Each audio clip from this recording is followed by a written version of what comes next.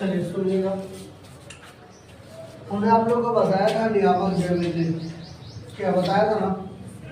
नियामक ज्यामिति, इसको बोलते हैं कोऑर्डिनेट ज्योमेट्री। कोऑर्डिनेट ज्योमेट्री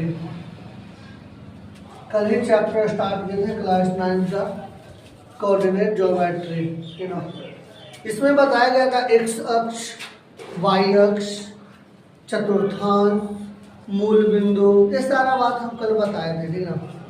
और ये आप लोग को बताया गया था कि पड़ी हुई रेखा को एक्स अक्ष कहा जाता है और दाएं वाले भाग को प्लस और बाएं वाले भाग को माइनस। इसको बोलते हैं एक्स और इसको बोलते हैं एक्स डैश। ये होता है एक्स अक्ष। उसके बाद बताए थे वाई अक्ष। खड़ी हुई रेखा को वाई अक्ष कहा जाता है और वाई अक्ष को उदर्ग रेखा भी कहा जाता है।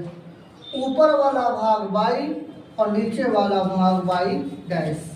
कल ही हम बात किए थे, ठीक ना। क्लास 9th में भी नियामक ज्यामिति और 10th में भी ये नियामक ज्यामिति।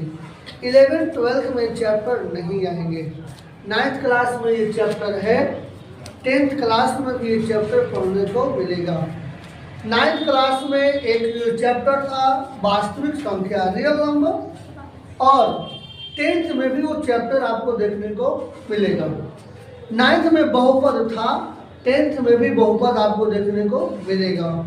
ठीक उसी प्रकार क्लास 9th में नियामक ज्यामिति है, इसे हम लोग बोलते हैं कोऑर्डिनेट ज्योमेट्री। उसमें सबसे बड़ा पॉइंट होता है एक्स अक्ष। जो पड़ी हुई रेखा है वो एक्स अक्ष कहलाता है, ठीक ना। और एक्स अक्ष को क्षैतिज रेखा भी कहा जाता है।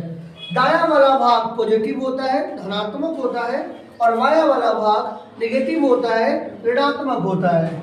ठीक उसी प्रकार वाई अक्ष, जो खड़ी हुई रेखा होती है ना, उसे हम लोग वाई अक्ष कहते हैं। और वाई अक्ष को उदर्ग रेखा भी कहा जाता है।